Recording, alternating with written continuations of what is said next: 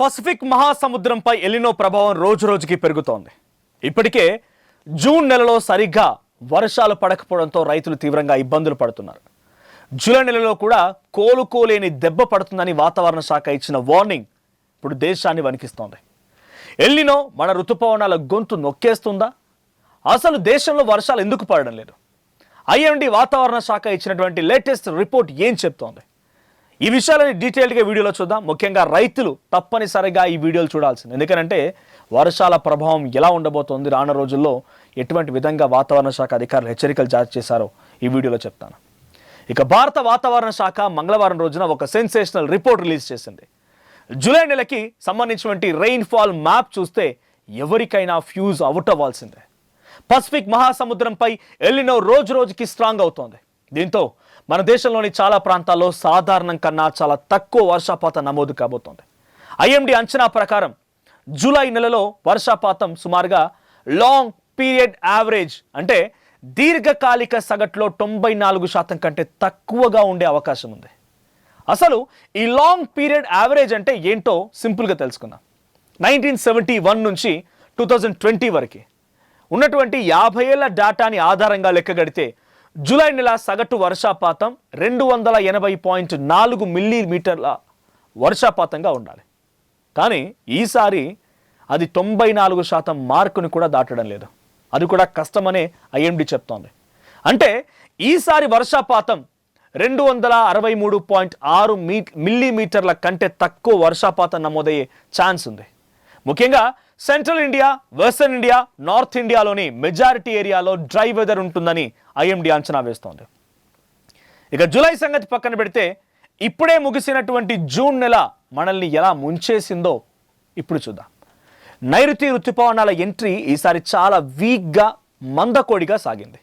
దీంతో జూన్ నెలంతా దేశంలోని ఎక్కువ భాగం సివియర్ రెయిన్ఫాల్ డెఫిసిట్ని ఎదుర్కొంది. 1901 అప్పటి నుంచి ఉన్నటువంటి వాతావరణ రికార్డులను పరిశీలిస్తే అత్యల్ప వర్షపాతం నమోదైనటువంటి టాప్ 5 మంత్స్లో జూన్ నెల లిస్టులో ఈ ఏడాది జూన్ మంత్ 5వ స్థానంలో నిలిచింది. గత 10 ఏళ్లలో చూస్తే ఇదే అత్యంత డ్రైగా ఉన్నటువంటి మంత్. నార్మల్గా జూన్ 1 నుంచి జూన్ 30 మధ్య దేశంలో కురవాల్సిన సాధారణ వర్షపాతం 165.3 మిల్లీమీటర్లు. కానీ వాస్తవంగా కురిసిందెంతో తెలుసా? జస్ట్ 99.5 మిల్లీమీటర్లు మాత్రమే కురిసింది. అంటే దాదాపు సగానికి సగం వర్షపాతం తగ్గిపోయిందన్నమాట. ఈ భారీ వర్షపాత లోటు వల్లే ఇప్పుడు దేశవ్యాప్తంగా కరువు ఛాయలు స్పష్టంగా కనబడుతున్నాయి. జూలై నెలలో కూడా వర్షం సరిగ్గా పడకపోతే ముఖ్యంగా రైతులు తీవ్రంగా నష్టపోతారు. పంటలు వేయడం కష్టంగా మారుతుంది. ఒకవేళ వేసిన వర్షాలు లేక పంటలు ఎండిపోయే పరిస్థితులు కూడా వస్తాయి. వానలు పడకపోతే కేవలం ఎండలు పెరుగుతాయని అనుకుంటే పొరపాటు. ఎందుకంటే దీనివల్ల దేశానికి వెన్నుముకైనటువంటి వ్యవసాయ రంగం కుప్పకూలిపోయేటువంటి ప్రమాదం కూడా ఉంది. ఇప్పటికే ఈ డ్రై వెదర్ ప్రభావం పంటలపై పడడం స్టార్ట్ అయింది. జూన్ నెలలో వానలు లేకపోవడంతో భూమిలో తేమ శాతం దారుణంగా పడిపోయింది. చాలా రాష్ట్రాల్లో రైతులు ఖరీఫ్ విత్తనాలు వేయలేకపోయారు. విత్తనాలు వేయడం కూడా తీవ్రంగా తగ్గిపోయింది. సాధారణంగా జూన్ నెల ముగిసే సమయానికి దేశవ్యాప్తంగా మొత్తం ఖరీఫ్ సాగు విస్తీర్ణంలో సుమారుగా 20-25% వరకు అంటే 20-25% వరకు విత్తనాలు వేయడం పూర్తవుతుంది. జూన్ నెలలో ప్రధానంగా వరి నార్లు పోయడం, పత్తి, సోయాబీన్, మొక్కజొన్న, వేరుశనగ లాంటి కొన్ని రకాల పప్పు ధాన్యాల సాగులు కూడా ప్రారంభమవుతాయి. జూన్ చివరి వారానికల్లా దేశవ్యాప్తంగా దాదాపుగా 200 నుంచి 250 లక్షల హెక్టార్లు పంటలు పడాలి. కానీ ఐఎండీ రిపోర్ట్ ప్రకారం ఈ ఏడాది జూన్ నెలలో ఏకంగా 40% వరకు వర్షపాతం లోటు నమోదు కావడం, ముఖ్యంగా మధ్య భారతదేశంలో మిడిల్ ఇండియాలో 50% లోటు ఉండడంతో ఈసారి ఖరీఫ్ సాగు దారుణంగా మందగించింది. ఇక జూన్లోనే వరి నాట్లు, నార్ల పనులు వేగంగా జరగాలి. కానీ నీటి లభ్యత లేకపోవడంతో చాలా రాష్ట్రాల్లో వరి సాగు కేవలం 10 నుంచి 12% లోపే నమోదైంది. ఈ వర్షాధారిత పంటలైనటువంటి పత్తి, సోయాబీన్ పంటలకు కూడా జూన్ మొదటి 2 వారాల్లోనే విత్తనాలు వేయడం పూర్తి కావాలి. ఈసారి నెలలో తమకు తేమ లేకపోవడంతో వల్ల రైతులు విత్తనాలు వేయడానికి కూడా సాహసించలేరు. దీంతో సాధారణ సాగుతో పోలిస్తే ఈసారి దాదాపుగా 30 నుంచి 35% తక్కువ విస్తీర్ణంలోనే విత్తనాలు పడ్డాయి. ఇలా రెయిన్ క్రైసిస్ కొనసాగుతున్న క్రమంలో ఐఎండీ శాస్త్రవేత్తలు ఒక రిలీఫ్ ఇచ్చే ప్రకటన చేశారు. జూలై ఫస్ట్ వీక్లో వాతావరణం కొన్ని పాజిటివ్ చేంజెస్ వచ్చే ఛాన్స్ కూడా ఉందంటూ బంగాళాఖాతంలో కొత్తగా అల్పపీడన వ్యవస్థలు ఏర్పడే అవకాశం ఉందని, దీనివల్ల మధ్య పశ్చిమ ఉత్తర భారత్లోనే జూలై మొదటి వారంలో వర్షాలు పడే అవకాశం ఉందని చెప్తున్నారు. ఒకవేళ వర్షాలు పడితే పంటలు పండడానికి ఆస్కారం ఉంటుంది, లేదంటే కరువు పరిస్థితిని మనం డెఫినెట్గా ఎదుర్కోవాల్సి ఉంటుంది. ముఖ్యంగా రైతులు తీవ్రంగా నష్టపోతారు. ఇప్పటికే ఎల్నినో ఎఫెక్ట్ జూన్ నెలలో స్పష్టంగా కనిపించింది. జూలైలో కూడా ఈ ముప్పు పొంచి ఉంది. జూలైలో కూడా వానలు పడకపోతే రాబోయే రోజుల్లో పప్పులు, కూరగాయలు, బియ్యం ధరలు ఆకాశాన్ని తాకుతాయి. మరి బంగాళాఖాతంలో ఏర్పడేటువంటి ఈ అల్పపీడనం మన దేశాన్ని రక్షిస్తుందో లేదో వేచి చూడాల్సిందే. మరి ఈ ఎల్నినో పరిస్థితులపై, వర్షాల కొరతపై మీ ఏరియాలో పరిస్థితి ఎలా ఉంది? మీ దగ్గర రైతు ఎదుర్కొంటున్న సమస్యలు ఏంటి?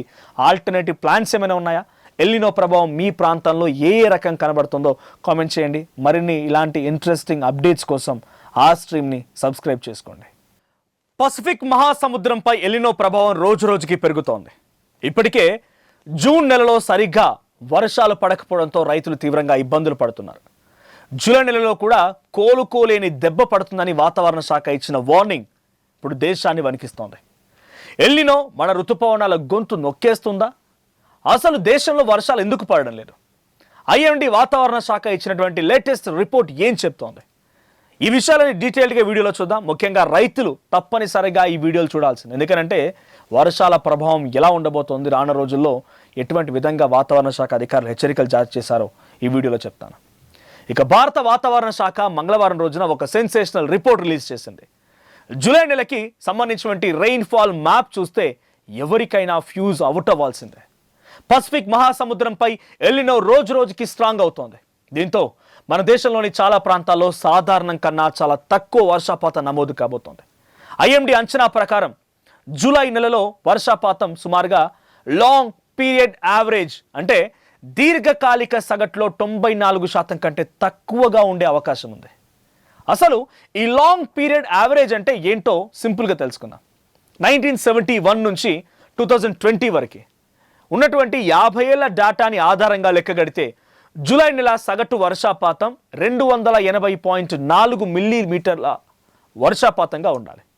కానీ ఈసారి అది 94% మార్కుని కూడా దాటడం లేదు. అది కూడా కష్టమనే ఐఎండీ చెప్తోంది. అంటే ఈసారి వర్షపాతం 263.6 మిల్లీమీటర్ల కంటే తక్కువ వర్షపాతం నమోదయ్యే ఛాన్స్ ఉంది. ముఖ్యంగా central India, western India, north ఇండియాలోని మెజారిటీ ఏరియాలో డ్రై వెదర్ ఉంటుందని ఐఎండీ అంచనా వేస్తోంది. ఇక జూలై సంగతి పక్కన పెడితే ఇప్పుడే ముగిసినటువంటి జూన్ నెల మనల్ని ఎలా ముంచేసిందో ఇప్పుడు చూద్దాం. నైరుతి ఋతుపవనాల ఎంట్రీ ఈసారి చాలా వీక్గా, మందకోడిగా సాగింది. దీంతో జూన్ నెలంతా దేశంలోని ఎక్కువ భాగం సివియర్ రెయిన్ఫాల్ డెఫిసిట్ని ఎదుర్కొంది. 1901 అప్పటి నుంచి ఉన్నటువంటి వాతావరణ రికార్డులను పరిశీలిస్తే అత్యల్ప వర్షపాతం నమోదైనటువంటి టాప్ 5 మంత్స్లో జూన్ నెల లిస్టులో ఈ ఏడాది జూన్ మంత్ 5వ స్థానం నిలిచింది. గత 10 ఏళ్లలో చూస్తే ఇదే అత్యంత డ్రైగా ఉన్నటువంటి మంత్. నార్మల్గా జూన్ 1 నుంచి జూన్ 30 మధ్య దేశంలో కురవాల్సిన సాధారణ వర్షపాతం 165.3 మిల్లీమీటర్లు. కానీ వాస్తవంగా కురిసిందెంతో తెలుసా? జస్ట్ 99.5 మిల్లీమీటర్లు మాత్రమే కురిసింది. అంటే దాదాపు సగానికి సగం వర్షపాతం తగ్గిపోయిందన్నమాట. ఈ భారీ వర్షపాత లోటు వల్లే ఇప్పుడు దేశవ్యాప్తంగా కరువు ఛాయలు స్పష్టంగా కనబడుతున్నాయి. జూలై నెలలో కూడా వర్షం సరిగ్గా పడకపోతే ముఖ్యంగా రైతులు తీవ్రంగా నష్టపోతారు. పంటలు వేయడం కష్టంగా మారుతుంది. ఒకవేళ వేసిన వర్షాలు లేక పంటలు ఎండిపోయే పరిస్థితులు కూడా వస్తాయి. వానలు పడకపోతే కేవలం ఎండలు పెరుగుతాయని అనుకుంటే పొరపాటు. ఎందుకంటే దీనివల్ల దేశానికి వెన్నుముకైనటువంటి వ్యవసాయ రంగం కుప్పకూలిపోయేటువంటి ప్రమాదం కూడా ఉంది. ఇప్పటికే ఈ డ్రై వెదర్ ప్రభావం పంటలపై పడడం స్టార్ట్ అయింది. జూన్ నెలలో వానలు లేకపోవడంతో భూమిలో తేమ శాతం దారుణంగా పడిపోయింది. చాలా రాష్ట్రాల్లో రైతులు ఖరీఫ్ విత్తనాలు వేయలేకపోయారు. విత్తనాలు వేయడం కూడా తీవ్రంగా తగ్గిపోయింది. సాధారణంగా జూన్ నెల ముగిసే సమయానికి దేశవ్యాప్తంగా మొత్తం ఖరీఫ్ సాగు విస్తీర్ణంలో సుమారుగా 20-25% వరకు, అంటే 20-25% వరకు విత్తనాలు వేయడం పూర్తవుతుంది. జూన్ నెలలో ప్రధానంగా వరి నార్లు పోయడం, పత్తి, సోయాబీన్, మొక్కజొన్న, వేరుశనగ లాంటి కొన్ని రకాల పప్పు ధాన్యాల సాగులు కూడా ప్రారంభమవుతాయి. జూన్ చివరి వారానికల్లా దేశవ్యాప్తంగా దాదాపుగా 200 నుంచి 250 లక్షల హెక్టార్లో పంటలు పడాలి. కానీ IMD రిపోర్ట్ ప్రకారం ఈ ఏడాది జూన్ నెలలో ఏకంగా 40% వరకు వర్షపాతం లోటు నమోదు కావడం, ముఖ్యంగా మధ్య భారతదేశంలో మిడిల్ ఇండియాలో 50% లోటు ఉండడంతో ఈసారి ఖరీఫ్ సాగు దారుణంగా మందగించింది. ఇక జూన్లోనే వరి నాట్లు, నార్ల పనులు వేగంగా జరగాలి. కానీ నీటి లభ్యత లేకపోవడంతో చాలా రాష్ట్రాల్లో వరి సాగు కేవలం 10 నుంచి 12% లోపే నమోదైంది. ఈ వర్ష ఆధారిత పంటలైనటువంటి పత్తి, సోయాబీన్ పంటలకు కూడా జూన్ మొదటి 2 వారాల్లోనే విత్తనాలు వేయడం పూర్తి కావాలి. ఈసారి నెలలో తమకు తేమ లేకపోవడంతో వల్ల రైతులు విత్తనాలు వేయడానికి కూడా సాహసించలేరు. దీంతో సాధారణ సాగుతో పోలిస్తే ఈసారి దాదాపుగా 30 నుంచి 35% తక్కువ విస్తీర్ణంలోనే విత్తనాలు పడ్డాయి. ఇలా రెయిన్ క్రైసిస్ కొనసాగుతున్న క్రమంలో IMD శాస్త్రవేత్తలు ఒక రిలీఫ్ ఇచ్చే ప్రకటన చేశారు.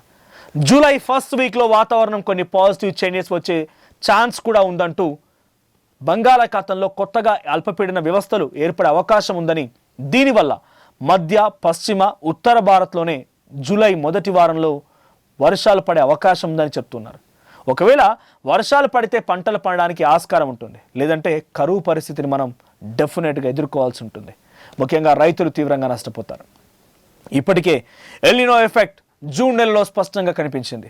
జూలైలో కూడా ఈ ముప్పు పొంచి ఉంది.